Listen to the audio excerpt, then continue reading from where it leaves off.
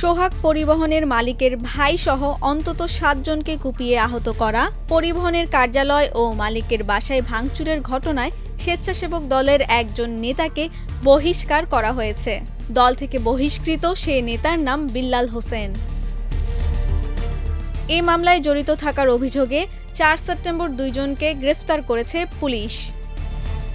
গতকাল বৃহস্পতিবার সোহাগ গ্রুপের নিরাপত্তা কর্মকর্তা দেওয়ান মোহাম্মদ আল আমিন বাদী হয়ে রমনা থানায় স্বেচ্ছাসেবক দলের সাবেক নেতা বিল্লাল সহ ১৮ জনের নাম উল্লেখ করে রমনা থানায় মামলা করেন। আসামি করা হয়েছে অজ্ঞাতনামা আরও ১৮ থেকে ২০ জনকে।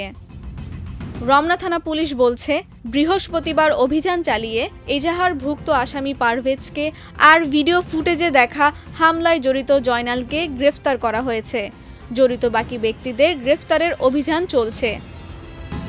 এ ঘটনায় স্বেচ্ছাসেবক দলের নেতা বিল্লালের সম্পৃক্ততা থাকায় তাকে প্রাথমিক সদস্য পদ থেকে আজীবনের জন্য বহিষ্কার করেছেন ঢাকা মহানগর দক্ষিণের সভাপতি জহির উদ্দিন। সিসিটিভি ফুটেজে দেখা যায়, মালিবাগে ৩ সেপ্টেম্বর বুধবার রাত ১১টা ৭ মিনিটে সোহাগ পরিবহনের কার্যালয়ের সামনে চাপাতি, ছুরি ও রড দিয়ে হামলা চালানো হয়। তখন তাদের সঙ্গীদের কয়েকজনকে হাতে তালি দিতে দেখা যায়। এমনকি কার্যালয়েও ভাঙচুর চলে। কাউন্টারে ঢুকে এক কর্মীকে মারধর ও ড্রয়ার থেকে টাকা ছিনতাই করতে দেখা যায়। এ সোহাগ পরিবহনের মালিক মোহাম্মদ ফারুক তালুকদারের দাবি, বুধবার রাতে সোহাগ পরিবহনের একটি গাড়ি মালিবাগ রেল গেটের সামনে পরিবহনটির কার্যালয়ের সামনে পৌঁছায়। যাত্রীদের নামার পথে ২ ব্যক্তি ধূমপান করছিলেন।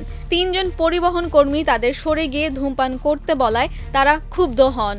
কয়েক মিনিটের মধ্যে অন্তত ৫০ জন এসে এ হামলা ভাঙচুর চালায়।